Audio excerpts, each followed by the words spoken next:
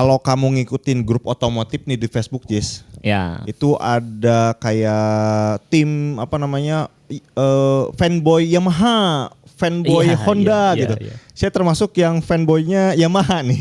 Dari dulu motor Yamaha terus nih. Saking apa namanya, secara psikologi saya terpengaruh oleh brand Yamaha. Iya. Nah ini kira-kira memang apakah sebegitu kuat ya brand bisa punya pengaruh apa namanya psikologis ke kita konsumennya gitu, sampai ada fanboy kayak gitu loh. Iya, sangat pengaruh ini. Nah, ini sama nih. Ini cerita tentang otomotif juga nih. Oke, gimana nih? Jadi kita akan belajar tentang pengaruh brand dari cerita ini nih. Oke, apa gimana ceritanya? Jadi ceritanya ada temen nih ngobrol kan, kita lagi ngobrol, tiba-tiba saya mau beli mobil nih, Oke. budgetnya 100 juta gitu. Oh ya udah oke gitu kan. Terus mau beli mobil apa? Udah ada pilihan belum?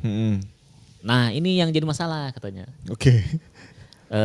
Dia udah punya beberapa pilihan, tapi dia bingung. Katanya yang pertama beli mobil yang baru, keluaran baru, gitu ya. Yang apa namanya, yang belum terlalu lama lah, bukan mobil tua lah. Tapi dia rilisan yang biasa aja, yang Jepang gitu, kayak Toyota gitu ya, dan lain-lain gitu. Ada juga katanya bisa juga kita ngambil brand Eropa nih katanya, BMW, Mercy, tapi yang agak seri lama katanya gitu. Iya, agak tua ya. Oh dapat juga sih, bener sih, 100 juta bisa lah gitu, untuk dapat yang apa mobil jadul lah. Gitu. Terus bingungnya apa gitu kan. Nah bingungnya katanya kalau misalkan pengen ngambil mobil yang brandnya Eropa katanya. Dia pengen brand Eropa. Iya. Oke. Tapi takut nanti boncos di perawatannya katanya. Belum nanti kalau karena ini mobil jadul kan ada apa namanya, kerusakan-kerusakan yang di luar kendali lah gitu. Iya, ada aja part yang mesti diganti karena usia gitu ya. Iya. Takutnya malah sibuk ngurusin perbaikan. Iya. Oh ya udah gitu kan, kita lagi ngumpul, ya udah jangan beli yang itu dong gitu. Kalau takut itu beli yang baru aja, yang tahun-tahun baru gitu. Mobil yang biasa nggak apa-apa gitu. Tahun muda ya. Iya tahun muda gitu. Tapi katanya ini mobilnya kelihatan biasa aja gitu. Iya.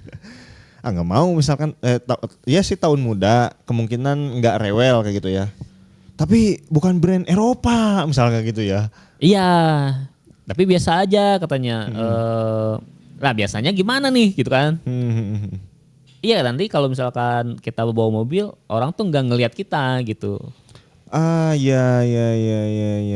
Ya biasa aja, mobil sejuta umat ya udah sih, udah banyak di jalan kayak gitu loh. Iya. Nggak punya apa namanya, nggak punya kesan yang, wih BMW nih gitu kan. Iya, misalkan 100 juta dapat apa ya, misalkan Avanza misalkan.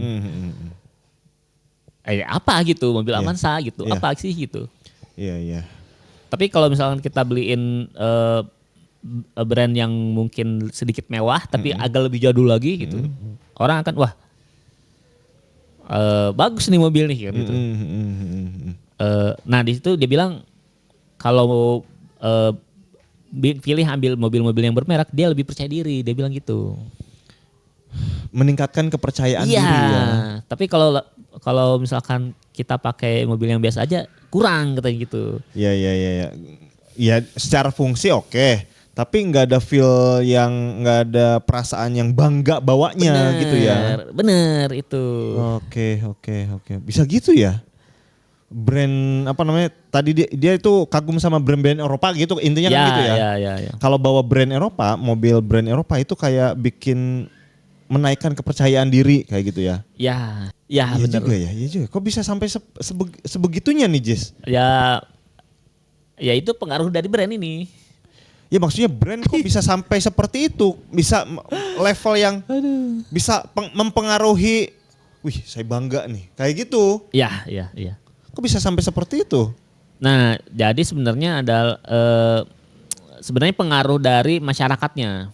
Masyarakat ini memandang brand misalnya brand BMW itu seperti apa sih gitu. Atau masyarakat memandang brand Daihatsu gimana sih gitu. Yeah. Kan beda tuh. Daihatsu, BMW, wah dengan BMW yang lebih bagus gitu. Padahal orang nggak tahu nih, oh ini mah BMW-nya udah BMW seri yang jelek gitu kan. Orang nggak ngerti gitu.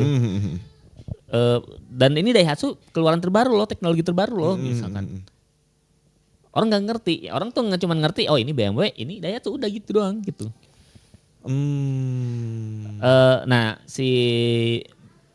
untuk sampai ke level itu memang si brand ini memang harus bisa mempengaruhi si masyarakat banyak itu memang. Iya. Udah ini mah berarti level di mana brand sudah sangat apa namanya ya? Udah oke banget nih ya.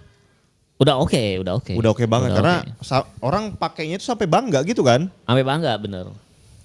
Nah, gimana nih UMKM teman-teman UMKM bisa menapaki jalan sampai ke situ tuh, Jis? Ya, UMKM untuk sampai ke titik seperti BMW lah gitu ya, itu hampir mustahil. Hampir mustahil ya, tapi ada aja anomali mungkin. Hampir mustahil, karena itu mah udah brand besar, gak bisa disamain intinya kasusnya. Oke. Nah tapi buat UMKM, nah teman-teman silahkan menjaga kualitas produknya, terus silahkan menyasar kelas menengah atas gitu ya. Udah konsisten di situ terus sampai di mana titik UMKM kan lokal biasanya ya. Sampai teman-teman tuh terkenal di lokal. Oke. Contoh misalkan toko kue nih. UMKM lokal nih, Kartika Sari. Tahu Kartika Sari? Oke, tahu. Itu mahal itu. Iya. Dibandingkan dengan kue yang atau oleh-oleh serupa. Tapi brandnya bukan Kartika Sari. Itu jauh itu harganya. Iya benar. Tapi orang tetap wah Kartika Sari nih. Kita merasa kebanggaan yang beda gitu. Ketika misalnya ada tamu datang, dia bawa Kartika Sari nih oleh-oleh dari Bandung. Wih, Kartika Sari nih gitu. Kita juga ekspresinya beda tuh. Ketimbang tiba-tiba kucuk bawa yang nggak ada brandnya gitu. Yang brandnya mungkin stiker kecil doang gitu. Iya. Kartika Sari udah masuk ke level di mana dia brand lokal lah ya, terkenal di lokalan tapi udah kesannya mewah tuh ya. Iya, udah bawa kesan mewah gitu ya. Iya, bawa kesan mewah itu. Iya. Mantap di Kartika Sari gitu. Iya. Dibanding mungkin mungkin ada lagi yang cukup terkenal juga di Bandung itu namanya bolu brownies Amanda, Jis. Amanda, ya. Iya. Bahkan udah sampai tahap Amanda itu udah bagus banget sih sebetulnya. Amanda udah bagus. Karena menurut saya di level UMKM salah satu misalkan temen nih nyari kue-kuehan yang murah, yang enak misalnya gitu. Ya. Tolong rekomendasiin dong. Nah, udah sampai di level direkomendasikan orang gitu. Ya. Oh murah, enak, ya udah sih Amanda aja. Gitu. Amanda aja bener. Kayak gitu kan. Udah orang tuh udah nggak ragu untuk merekomendasikan Amanda gitu. Ya. Misalkan kayak gitu ya. Nah UMKM mungkin nggak selevel kayak BMW yang sampai bangga gitu ya. Ya. Tapi sampai di level direkomendasikan aja udah oke banget gitu. Udah oke banget. Amanda aja udah bagus gitu ya. Nah ini Kartika Sari bisa di atas Amanda bisa gitu. Iya. Karena udah ada feeling mewahnya tuh ya. Iya itu. Dalam artian kita tuh bisa nyontoh ke situ. Jadi perhatikan kualitas produknya, perhatikan brandingnya itu kalau Amanda kan dia memang packagingnya ya udah gitu. Dia jualan bolu kan. Iya. Nah kalau Kartika Sari misalnya dus luarnya ada brandnya nih Kartika Sari di desain. Benar. Ketika dibuka dalamnya ada plastiknya di brand lagi. Kalau Amanda itu belum sampai tahap di mana psikologis kita kena. Ya. Baru sampai di tahap rekomendasi aja tuh. Itu pun udah oke banget. Ya. Tapi kalau Kartika Sari udah di tahap rekomendasi bahkan sampai menyentuh level psikologis gitu ya. Ya, ya. Tadi yang dimana, Kartika Sari nih udah kayak levelnya tuh dia, saya makan roti mewah nih gitu. Ya, ya, ya, ya. Iya, benar.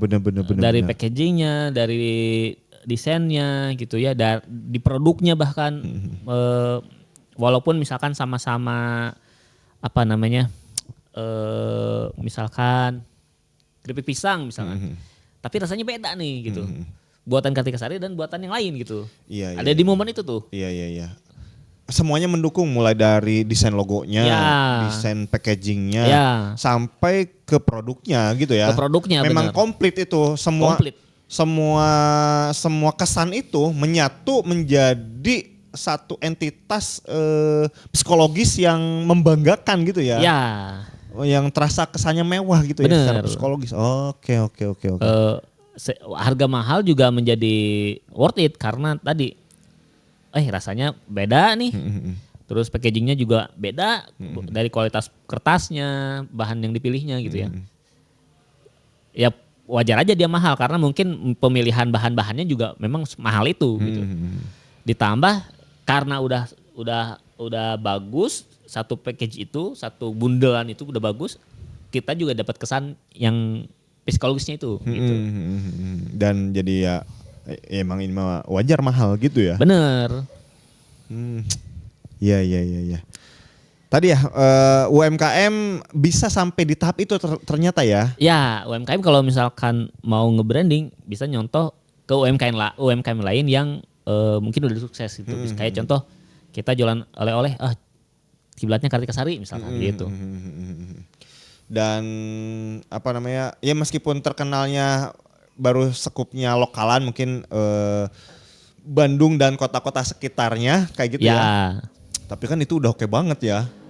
Ya udah oke banget. Ya meskipun gak sedunia kayak BMW gitu ya. Ya. Tapi skup lokal udah gokil sih gitu kan untuk UMKM ya. Udah bagus, udah dapat brandingnya gitu. Benar. Nah itu ya teman-teman ya, terkait dengan branding itu bisa sampai tahap mempengaruhi psikologi si konsumennya. Dan misalkan teman-teman terinspirasi dari cerita Kartika Sari nih. Ya. Ataupun cerita tadi BMW kayak gitu, mobil Eropa misalkan kayak gitu ya. Pengen juga, saya punya mimpi kayak gitu nih misalkan teman-teman UMKM. Bisa nggak diwujudkan dengan mulai desain yang bagus, desain logonya, desain kemasannya, terus konsultasi ke kebun desain dan pengen ordernya gimana misalkan kayak gitu. Nah buat teman-teman yang mau bisnis nih, bidang apapun dan mau di branding, sehingga konsumennya pun nggak cuma merasakan fungsi tapi ada faktor psikologis kebanggaan. Seperti orang yang membeli mobil BMW atau yang lainnya gitu, seperti orang yang beli iPhone gitu, punya kebanggaan itu gitu. Nah teman-teman harus bisa mulai pertama dari desain dulu, desainnya yang bagus, logonya, kemasannya gitu ya. Termasuk sosmednya, iklan-iklannya harus bagus gitu ya, harus seragam, bagus, elegan gitu. Ditambah produknya juga harus oke. Produknya, kualitasnya harus oke. Habis itu marketingnya juga, karena desain bagus itu belum cukup, harus dikenalkan ke orang, biar orang-orang tahu ternyata ada brand yang semewah ini nih misalkan gitu ya. Ditambah legalitas harus daftar merek, karena kalau udah pakai brand itu terjadi perang-perangan merek gitu. Nah sehingga teman-teman harus menjaga aset desain teman-teman dengan daftar merek. Nah habis itu ya udah teman-teman jalani, tinggal nunggu waktu biarkan takdir yang menentukan gitu. Apakah bisnis ini akan jalan atau mungkin ya udah gitu nggak jalan gitu. Nah buat teman-teman yang mau ngurusin desainnya dan daftar mereknya, teman-teman bisa ke kebun desain. Caranya langsung WA ke nomor yang tertera di layar atau di deskripsi. Nah kayak gitu ya teman-teman, ikhtiar untuk mencoba sampai di tahap mempengaruhi psikologi dari konsumen kita. Itu langsung order aja ke nomor WhatsApp yang tadi. Oke, thank you. Sampai jumpa di video kita selanjutnya. Bye-bye.